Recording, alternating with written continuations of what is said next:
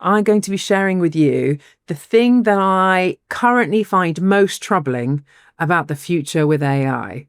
I've got a few stories to tell you. This episode is brought to you by Cancer Research UK. The word cancer comes from the Greek karkanos, meaning crab, and Hippocrates used that word because tumours can spread out like crab's legs. For a long time, cancer was poorly understood, and so I think because of that, it was almost scarier, and people didn't even say its name. But what science has done since is replace uncertainty with understanding. But that understanding isn't instant, because cancer isn't just one disease. It's hundreds of different diseases, each behaving differently depending on where it is and its genes. And that complexity is why progress in cancer research can feel like it's slow. But step by step, research is saving and improving lives. And that's why Cancer Research UK, the world's largest charitable funder of cancer research, supports work across more than 200 types of cancer, from the tiny changes inside cells that start the disease to better ways to spot it earlier and treat it more precisely. For more information about Cancer Research UK, their research and breakthroughs, and how you can support them, visit cancerresearchuk.org/the rest is science. But we're first going to go to your questions, as we always do, to our little mailbox. That's right. I wanted to read you an email that we got from John. This is just very cool, and it's so related to our previous episodes, okay? You get extra brownie points for that.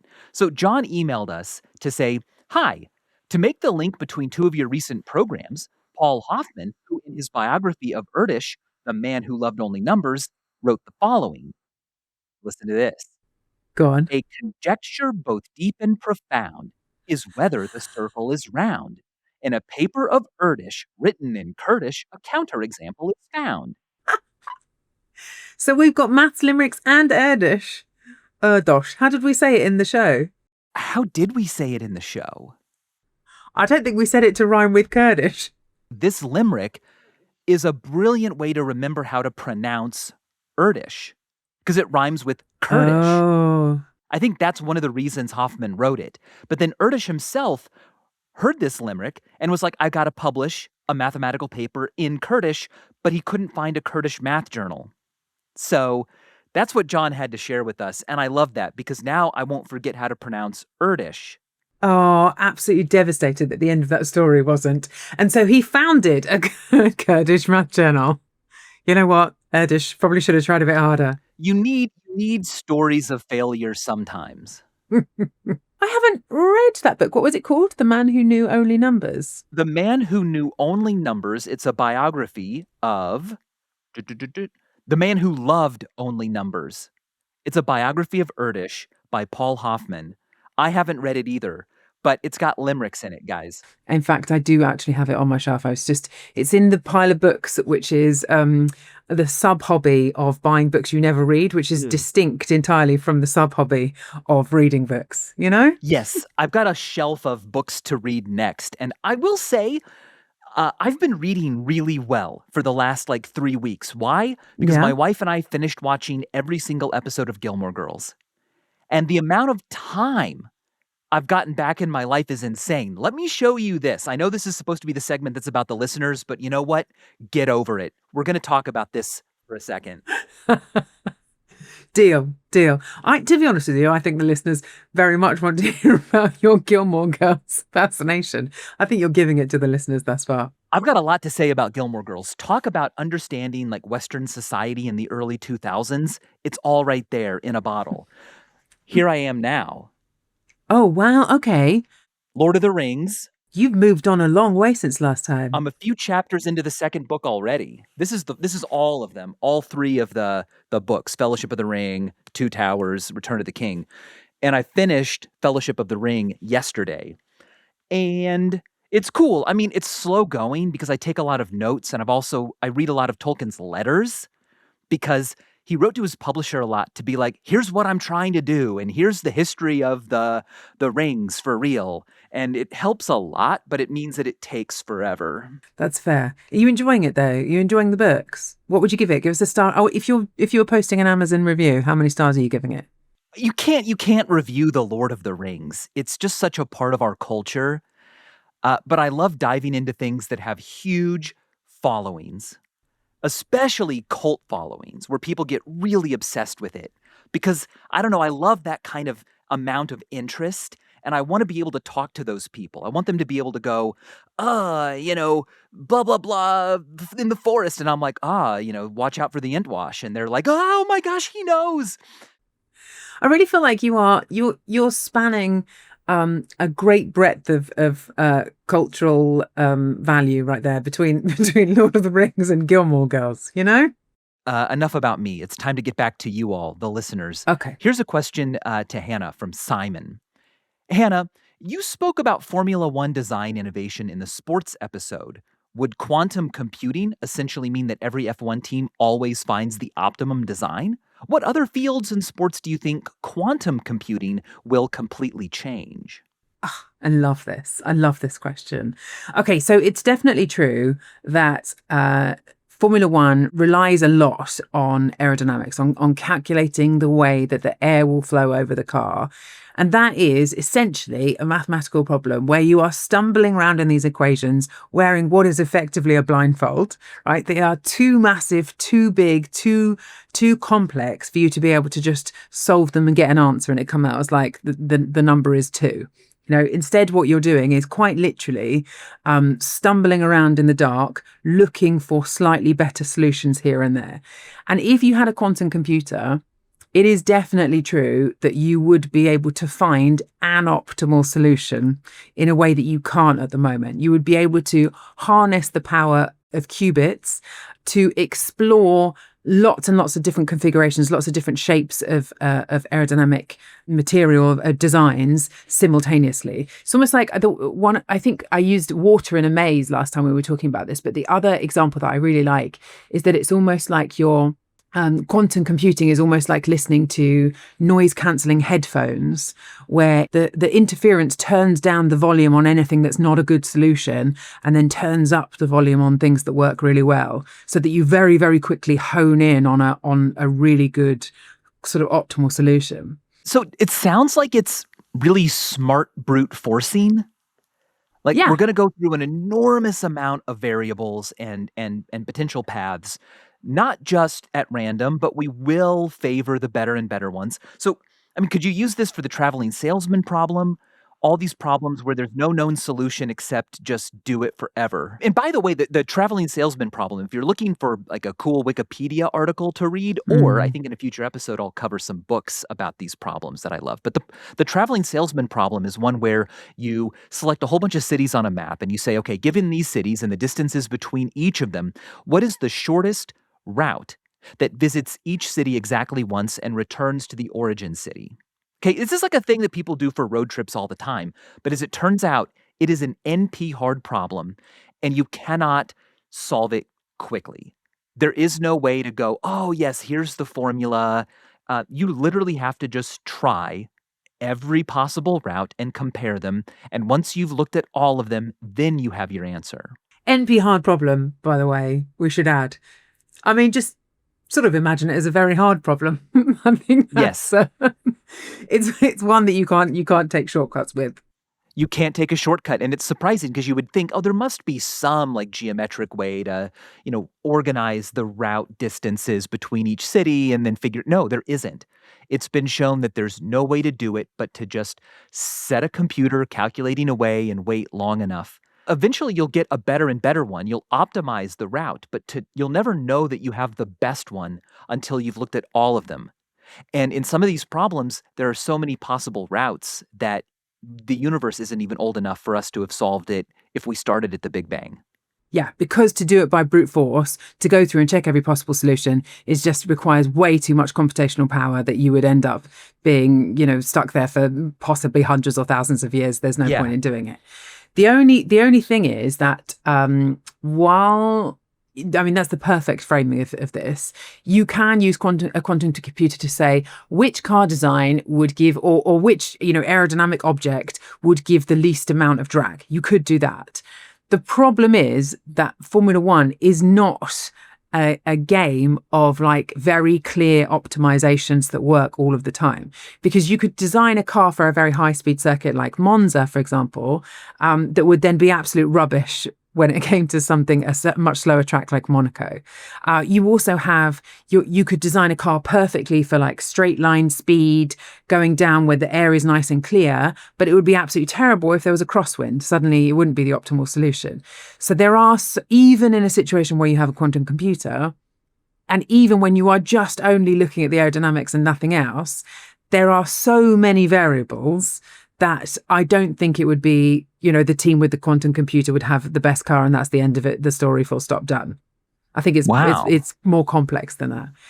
Well, I was going to say that I think because of you, I'm getting a whole bunch of Formula One shorts on YouTube. Are you? And there's this really great one where a guy pretends to be, chief engineers from various racing teams, like accusing each other of cheating. And then they reveal some really clever loophole that one of them found. And these are real stories. So I think the quantum computer also needs to be a little bit devious. Yes. Because, for example, there was a rule, apparently, I learned this from a short, that the amount of fuel you put into the engine couldn't exceed a certain amount. But the way they checked it was with this monitor that checked like 5,000 times a second. And the team said, well, what if we synced up our fuel injector such that 5,000 times a second, it's doing the appropriate amount, but then in between, it does like 10 times as much. So it looks like we're following the rule. And I'm like, these people are trickster geniuses. Yeah, they are trickster. It's crazy trickster genius. I mean, one of my favorite examples of the cheating that went on in the paddock is you've seen, I think, those videos from a little while ago now where you could use a high-speed camera to look at a crisp packet and then reconstruct the voice that was making that crisp packet vibrate in the room. So you could film through a window where you can't hear, but you could reconstruct what was being said. Formula One teams use lasers that they point at the windows of the motorhomes and then use a high-speed camera on the bouncing of the laser. And this became so prevalent that they started introducing triple and quadruple glazed motorhomes to prevent it from happening. Oh, wow. I mean, this is it. You get the smartest people in the world, many of the smartest people in the world and put them in a competitive environment. They're going to come up with all kinds of genius stuff like this. I didn't know any of this. Like, I knew about the crisp packet thing, the idea that I can look through a window and analyze the way light on the packet is kind of vibrating a little bit and reconstruct the sound waves in the room. I didn't know it had actually been used for a spy purpose, and also kind of a fun one. A very fun one, I know. I've always hoped that someday we will build a telescope the size of our solar system, we'll find a black hole, and be able to actually not just look at our past, but listen to it. Because, obviously, a lot of light that leaves Earth gets sucked into the black hole. But there's a certain distance away from it where the light actually just U-turns and comes right back at us. So you collect that light, which is now, 100 years in the past, and you can see people doing things with your, miraculously large telescope. But then using this audio hack, we could even listen to the people. We could hear what George Washington sounded like. Was he a proper British guy? Was he like a hick? We could listen to Shakespeare plays as they were performed for the first time. Oh, and the cheers and the boos to go with it. Oh, I love that so much. That's right. What did they think was funny back then? Yeah. Yeah, that's so good. Okay, so I think in terms of the quantum computer thing, I don't think that it will optimize the aerodynamics because I just think that's too complex a problem. But I think exactly as you're talking about, I think it will make people come up with much sneakier ways to win. Especially if quantum computing, you could look at the design of materials, come up with something that was, design it at the molecular level to be perfect elasticity, perfectly rigid in the right direction, the perfect weight, etc., etc. I think the much bigger picture, or the traveling salesman problem is, as you were talking about a moment ago, you could make it so that your team had the most efficient way to travel, to move everything around the world and saved money on it in the best possible way. So I think it would make a big difference, but maybe not in the sort of pop it in, print me a car, go kind of way. Okay, here's one for you, Michael.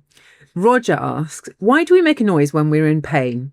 i.e. groaning, crying, screaming, etc., because it doesn't seem to make the pain any less. Is it perhaps some primeval device to alert others of our distress? I love this question too. We don't totally know, except of course, this is seen all across the animal kingdom. It's even seen in plants. You can damage a plant and it will release different chemicals into the soil. I don't know all the details about it, but there seems to be some obvious benefit to announcing pain. And it's not hard to sit back in an armchair and go, well, yeah, that makes sense. I mean, if you're a herd animal and you get attacked by a tiger and you go, ugh, then all of your conspecifics go, okay, there's a problem, gotta go. And the grunt, the moan is almost involuntary. You don't have to have your wits about you and think of like, oh, how do I explain this? You get bitten by a tiger and you're like, excuse me, everybody, but at these coordinates, there's a lion attacking me right now. You just scream and everyone localizes the scream and they run away from the problem. And then at an even like more complicated level, it can also mean that you get help. You know, I remember doing an episode on pain and the placebo effect and all these different things from Mindfield, where we looked into like crying, especially why children cry. And a lot of it seems to be a way of getting help. That people notice that you're hurt. And so it warns them about a threat, but it also warns them to come and help you. And often you'll see this with children where they will fall and hurt themselves and cry, but once someone is there next to them, they'll stop. They don't hurt any less. It's just that the crying did its job. They were found. And so even as adults, crying and moaning and wailing are like a way of seeking help. But then once that assistance comes, we feel better, even if no one's done anything to actually help us yet. We just know that that part is over. We don't need to cry out. There's some anxiety that's minimized. And of course, the Mythbusters studied whether swearing helps dull pain. Yeah, because there was a very famous paper about that, wasn't there? The idea that if you use, and I think increasingly bad words, that it can make a difference to your feeling of it. Yeah, and so the idea, again, is that it's part of our natural response to pain. And if we hide it, then there's a part of our brain that isn't satisfied yet because it feels like we still haven't called out for help. We haven't, or warned our neighbors. But again, I haven't been convinced by the research. The Mythbusters video is the most famous, their experiment, but it wasn't a perfect experiment. Like they just ran the same people both times, and they swore the second time when they would have been more used to how much it hurt. So there's a lot of questions there, but is that the one where they plunge their hands into ice water?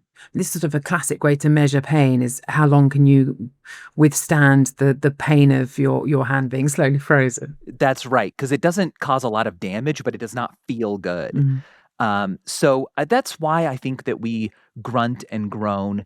And then I think that the kinds of groans we do when we're like working out are helping to spasm muscles to give us strength and solidity. Yeah, exactly right. I mean, if you think about when you are your arms are these sort of floppy objects that are attached to your torso, which is also quite a floppy object. So to give you the most strength and stability, your torso needs to be as solid as possible, which is why a lot of people hold their breath inadvertently when they're trying to do something quite difficult. You're actually increasing pressure in your torso.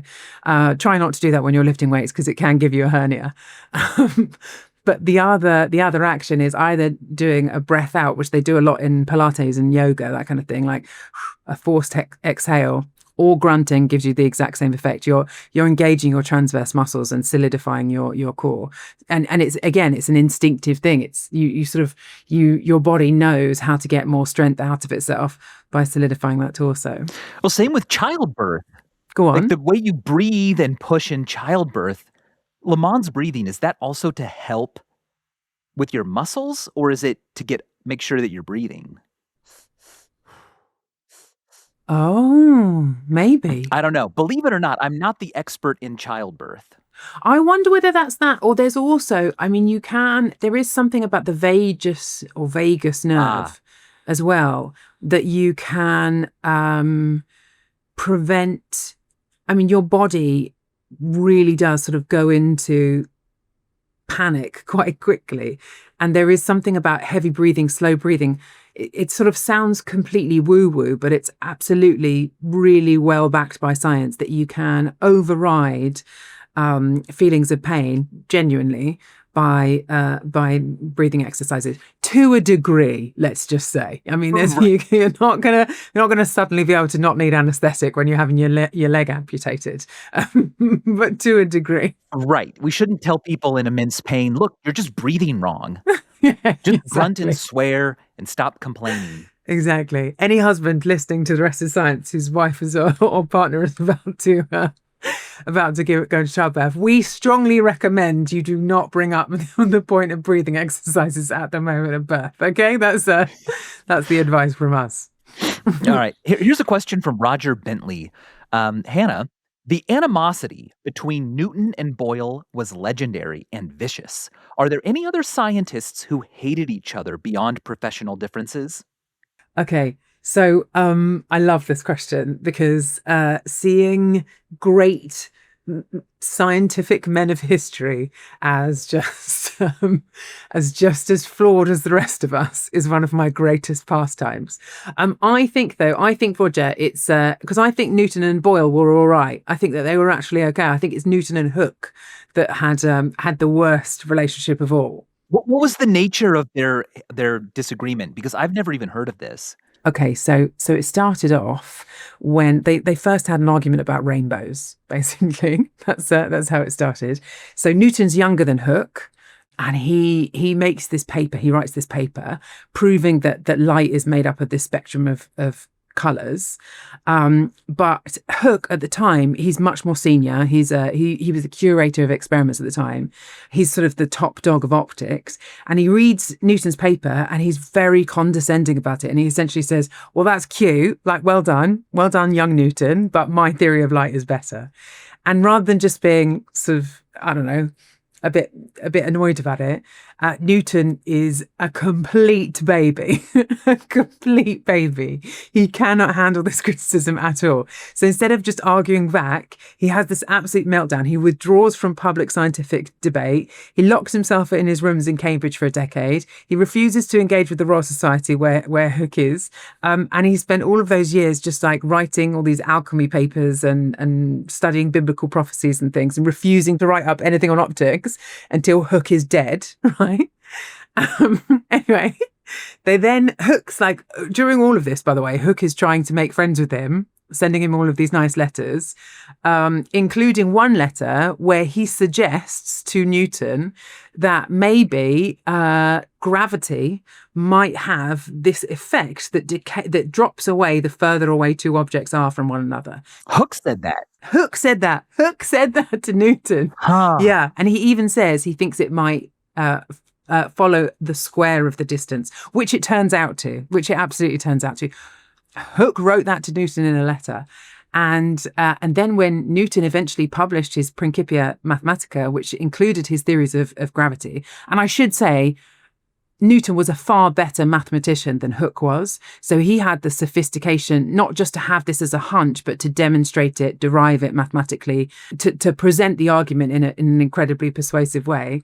Anyway, when Principia is getting ready for publication, Hooke is sort of very politely says, "Oh, Newton, maybe you could sort of put a little note in the book just saying, oh, and thanks to Hooke for giving me the idea of this." And Newton has this absolute earth-shattering temper tantrum. So he goes through his own manuscript. He systematically deletes every mention of Hooke's name, any reference to him at all. And then he even threatens to withhold the entire third volume of the book from publication just to make sure that Hooke gets no credit whatsoever. He then this famous quote of Newton, standing on the shoulders of giants. Oh yeah, here we go. It was a 1675 letter that Newton wrote to his rival Robert Hooke. He said, "If I have seen further, it is by standing on the shoulders of giants." He wrote it in a letter to Hooke, and it sort of sounds on the surface like this very kind thing. Oh, I only exist here because of the work that has been done before me. But Hooke was a very short man. He had a problem with his spine. His spine was sort of severely deformed throughout his life. So he was extremely short. And in this letter that Newton was writing him, he was saying, look, I've seen the work of Descartes. I've seen the work of that you've done. And I'm standing on the shoulders of giants. No, wait. Where he's essentially saying, I'm relying on big men, not men like you. No way. Yeah. I never thought that's what it meant. I thought it was a really humble admission that everything we achieve is because of those that came before and those who help us. No. But not the shorties, Hooke. No. Honestly, he was vicious. This seems so one-sided. What did Hooke do to deserve all of this? Nothing. Newton was just a very, very petty man. When Hooke died, he was the president of the Royal Society, and Newton took over. And then somehow, we have no idea what Hooke looks like, because somehow, magically, Hooke's painting disappeared when Newton moved into his office. Newton is a very, very petty man. A very petty man. I know. Anyway, that was I've only done half of Roger's question. I was going to say Roger asked about another famous pair of feuding scientists. I've got another one. There's actually quite a few of them. There's some really good ones. I think probably my other favourite is what has become known as the Bone Wars. So these are two paleontologists, Onothel Charles Marsh and Edward Drinker Cope. This is like 1870s. This is in America. And the two of them hated each other. They're both looking for fossilized dinosaur bones. And at the point where they came into being, as it were, as a scientific maturity, there were only 9 dinosaur species that had been spotted in North America. And the rivalry between these two, they pushed each other so much, they ended up between them discovering 130, including, all of the ones the famous ones in Jurassic Park, essentially Triceratops, Stegosaurus, Diplodocus, all of those. But what had happened is early on in his career, Cope he'd found this dinosaur skeleton, and he made this error when he was putting it back together. And he put the skull, instead at the end of the spine, sort of on the neck bones, he mistakenly put it at the tail. Oh. Which is like, it happens. I think that's sort of okay. Wait, so what, like he thought the tail bones were the neck bones? Exactly. He put the head in the wrong bit. I can see why. A lot of them have long necks and long tails. So which end is which? Exactly. It's not that big of a deal. Fair enough. But Marsh thought this was hilarious. So he gets the journals that this has been published in, and then hands them out and publicly starts mocking Cope. Right? Oh, very mean. So Cope tries to buy up every copy of the journal to destroy them, but Marsh has saved these copies, and then he just does this horrible smear campaign.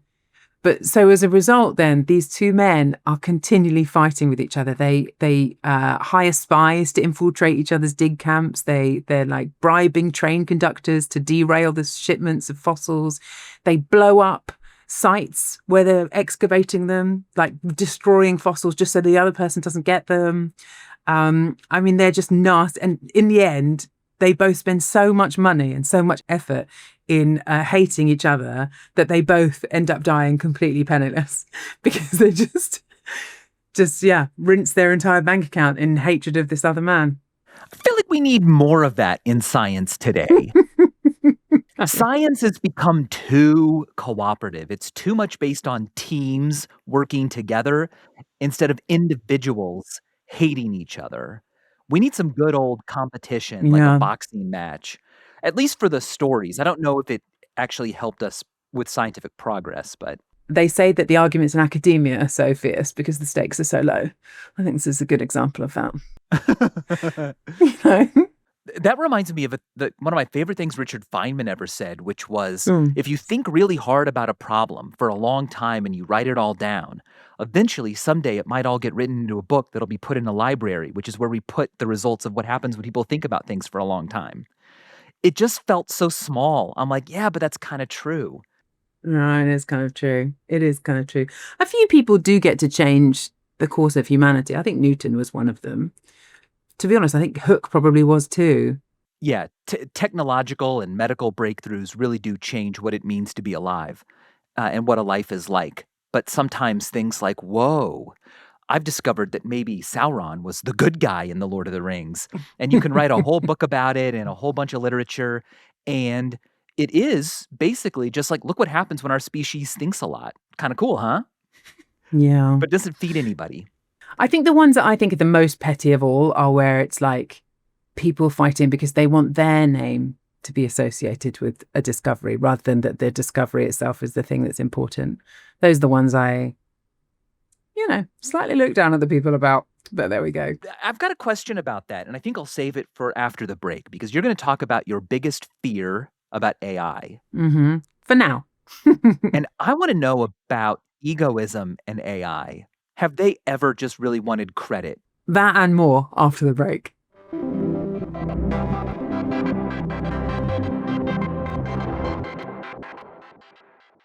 This episode is brought to you by Project Hail Mary, the new spectacular space adventure movie coming to cinemas from the author of The Martian, Andy Weir, and the directors of the Spider-Verse movies, Phil Lord and Christopher Miller. But here's an even better combination: teachers in space. Hello, thank you. Project Hail Mary stars Ryan Gosling as science teacher Ryland Grace, who is sent unexpectedly on an impossible mission into space to discover why the sun and the stars are dying. And he teams up with an unimaginable ally to defy all odds and save the universe from extinction. Okay, here's a question for you, Michael. What kind of prep would you hope Ryan Gosling had done for this role in order to play the role of a science teacher? He should have spent a bunch of time with cool teenagers and tried to teach things to them so that it wasn't just like a good explanation, but also kept their interest and made them want to hear more and understand it so that they could share it to be cool too. See Project Hail Mary in cinemas and IMAX from Thursday the 19th of March. You can also catch it early on Saturday the 14th of March, which is Pi Day, and Sunday the 15th of March.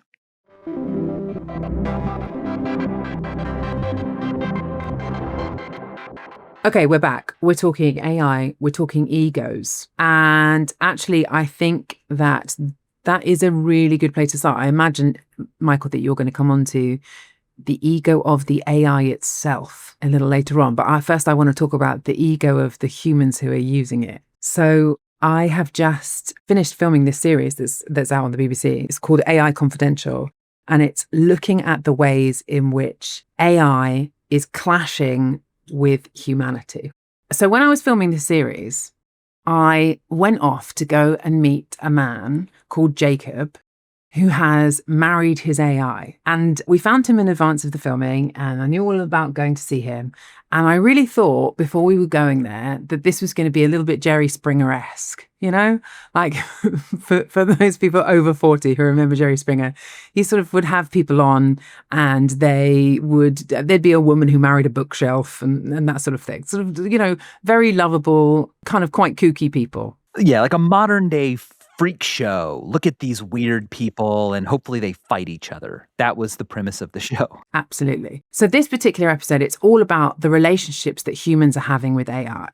And so he was this very central character because he is this very big advocate for human AI relationships, not just humans using AI, but humans investing emotional capital, looking for emotional intimacy with an AI. And when I went to go and see him, I mean, he kind of was a lovable oddball in a lot of ways.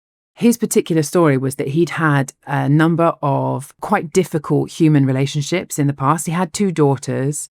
And he had decided from what had happened in those relationships that he was done with human relationships. He didn't want to meet another real life woman. And so over the years, he had invested his time in curating this AI to be his perfect companion. In some ways, like a long distance relationship in a lot of ways, because he could video call this AI, he could voice call them, but most of the time he would just sort of sit on WhatsApp or instant messenger with them.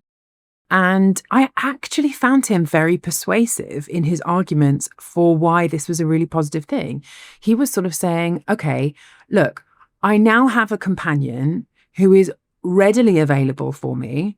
who is always interested in the things that I have to say, who is never tired of being there for me, who demands nothing from me, who doesn't argue with me, who exists purely and completely to improve my happiness, why on earth would I not want to have a relationship of that kind? And I found that pretty persuasive. I did actually find that quite persuasive on the level of an individual person.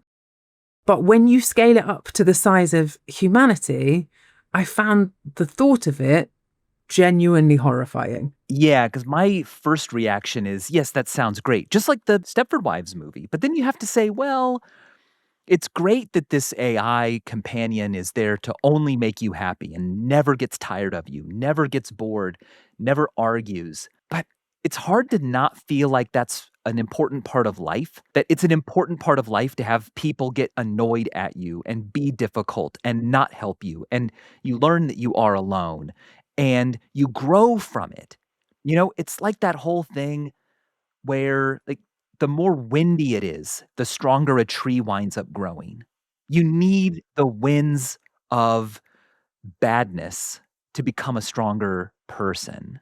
Yeah. That's not to say you couldn't program an AI to also be a little bit selfish itself and not be perfect, but at least like not get sick. But having to serve the other person and sacrifice for them, is he missing that? He said no. He said this is just the easiest relationship I've ever had. But the thing is that while I think his story is quite an extreme version of this, you know, I think somebody deciding they're walking away from human relationships altogether, I actually think I discovered during the course of this filming for this show that at some level or another, I think that a lot of people, a lot of people are slowly heading down this road of finding it very easy to talk about emotional subjects with artificial intelligence. And I would include myself in that, by the way. Like, I've definitely been in situations in the past where, I don't know, there's been like a difficult moment at work or a difficult email that I need to send, or I've had a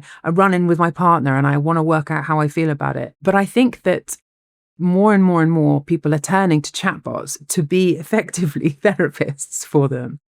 And the real trouble I have with this basically comes down to ego, exactly like you nailed it without even realizing. Because the way that these chatbots or large language models are designed is that for them to be useful, they need to be helpful, they need to be agreeable, they need to be willing to be on your side, to take every idea that you come to them with and to say, this is great. Here's all the good directions we can go in.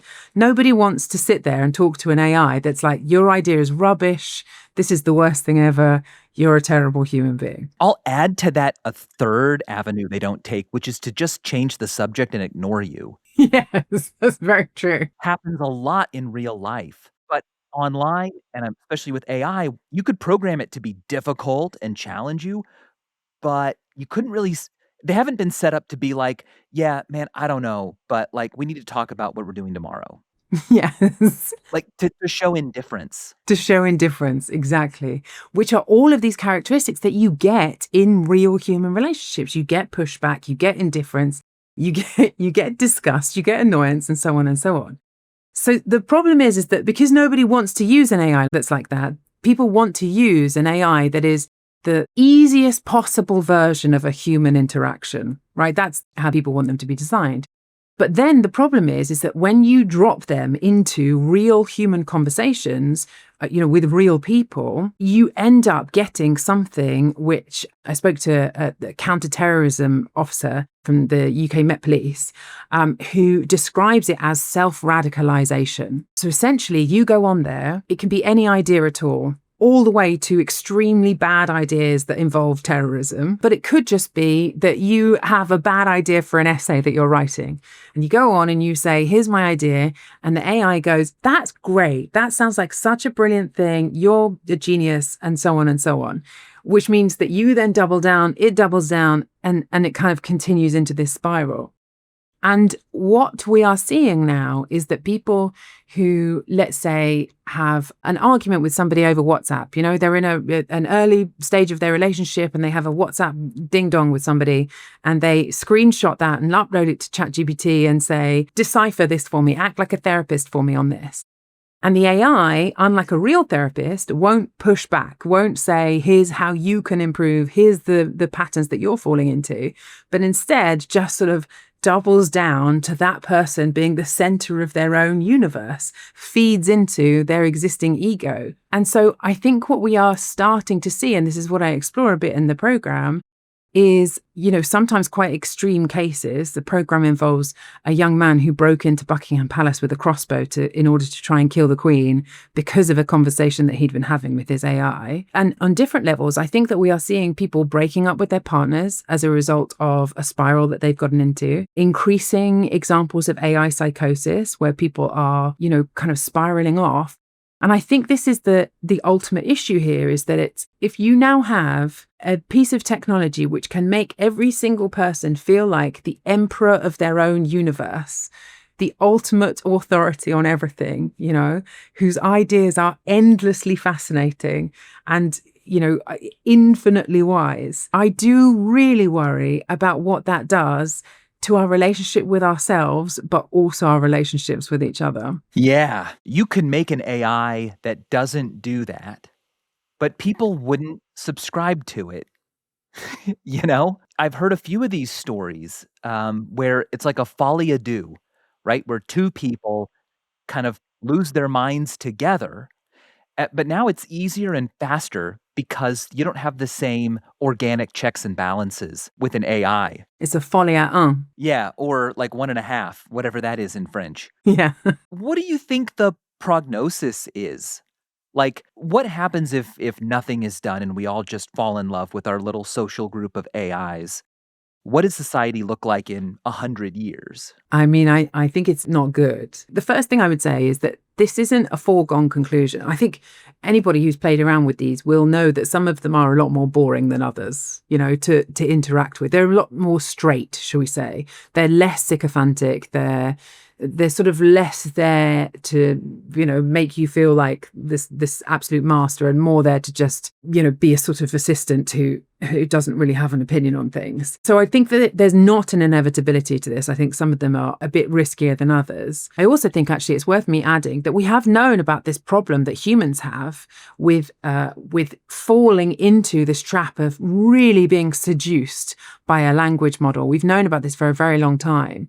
So in the 1960s, there was an MIT experiment where a researcher created a chatbot effectively called Eliza, and it was incredibly crude by modern standards.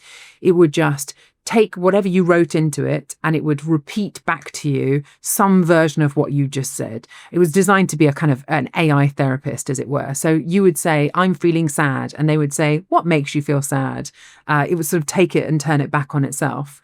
And if ever it ran out of something to say, it would prompt you and say, please go on. And what they found almost immediately was that people were happy to spend an incredible amount of time talking to this thing. There was one point where the secretary of Weizenbaum, the guy who created it, asked him to leave the room because she was so engaged and enthralled by this language model that she wanted to have a private conversation with it away from him, its creator. So I think that we've known about this as a risk for a really long time.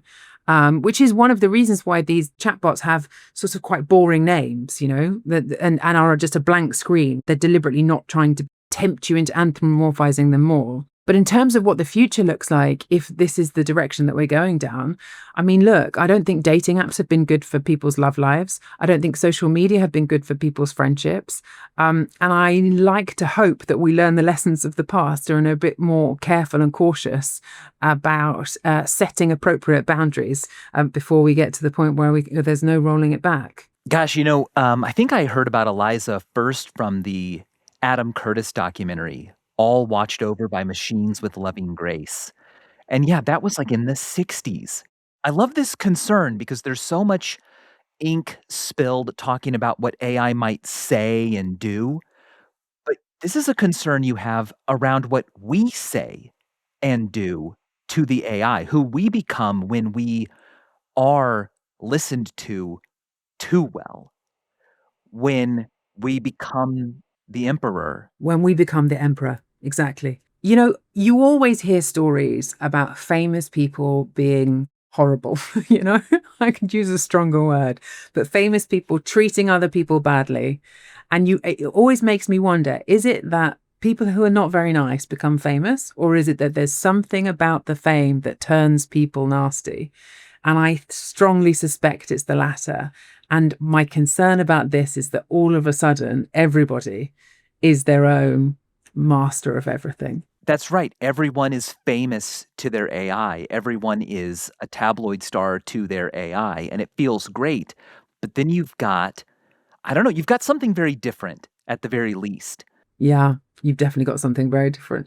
I would argue not better. That's I think the other analogy that I landed upon when I was making this show that I quite liked is that, and you know, we talk a lot on this program about our evolutionary past and about how incredibly similar our bodies are to our hunter-gatherer ancestors. You know, we are you know, primitive beings who are with a shave and a haircut and put in a fancy suit.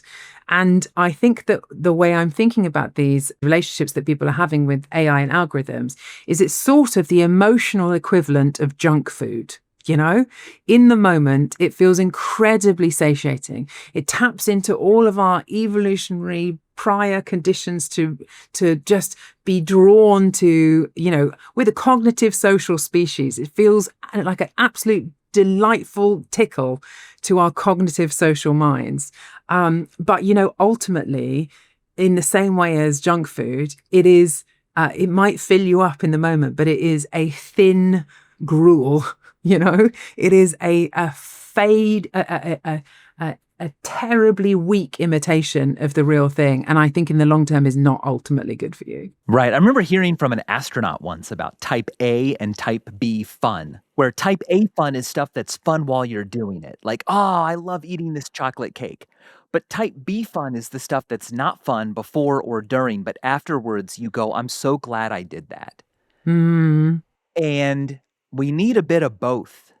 The recipe for a good life might be a bit of those both. And if you're just getting exactly what you want, a junk food version of social interaction, then you don't have enough fiber and you get constipated. I don't know where this analogy is going, but I have a feeling it's going really deeply. You know what? I rather inclined to agree with you. I think I just want to add for the, you know, before we finish on this, I don't want to sort of come across as though I'm like an AI doomsayer, because actually ultimately I do feel extremely positive about an incredible amount that AI has made available to us, particularly in the sciences. I know this is something we've been sort of thinking about talking about on this show a little bit more, because there's an unbelievable advances and real potential and positive benefits for all of humanity that are to come. But I think on this particular window of exactly as you describe it, not what the AI can do, but what the AI makes us become, that I'm extremely concerned about. Yeah, right. I mean, I think these are good concerns to have, but I think it's also true that being able to just spew out and talk is very helpful.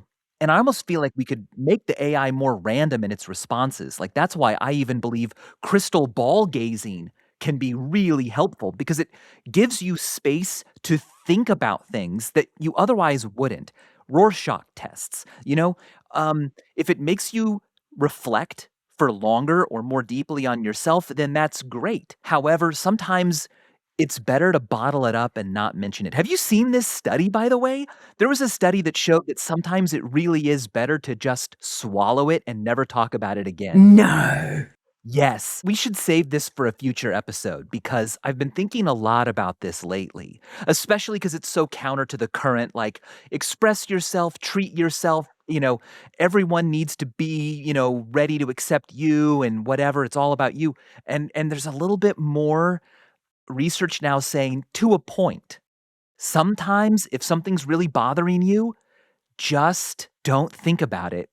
just bottle it up inside and it really does go away. As a millennial, every movie I ever watched as a kid was don't do that. Don't just bottle it up inside. And yet, our bodies in some ways were built to do that. And they don't just bottle it up and store it, they expel it as waste and we move on. Now, I don't know where the balance lies, but I'm glad that we're having these conversations because of how things are changing, because of AI. So AI Confidential is the show. AI Confidential is the show, exactly. Is it a multiple episode show? And how do I watch it if I'm not in England? It's 3 parts. Have you heard of NordVPN?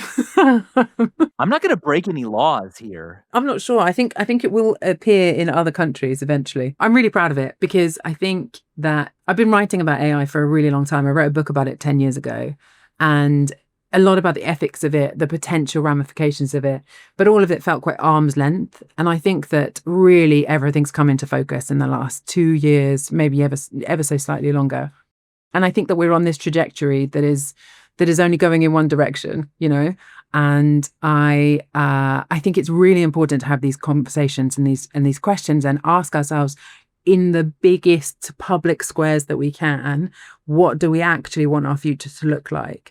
Because I would like this to be like the Y2K bug, you know, where it was a really concerning thing on the horizon, but we invested, we worried, and we put the work in that meant that it didn't ever come to pass. That's right. That's a great analogy because, yeah, we put the work in, we did it, and it was okay.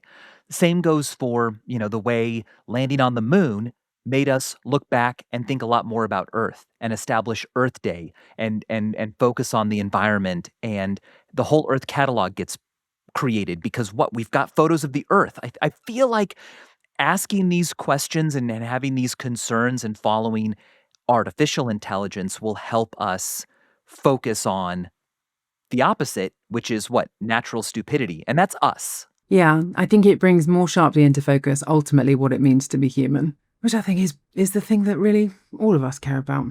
But yeah, well, that brings us to an end. I think that concludes our journey of Field Notes today. If you have any questions that you'd like us to answer, you can send them in to us at therestiscience@goalhanger.com. That's right. And join our newsletter at therestis.com/science. We will be back next Thursday with another edition of Field Notes, and on Tuesday with our normal episode. Until then. Our normal episode, unlike these abnormal Field Notes episodes. We'll see you next time, guys. Bye.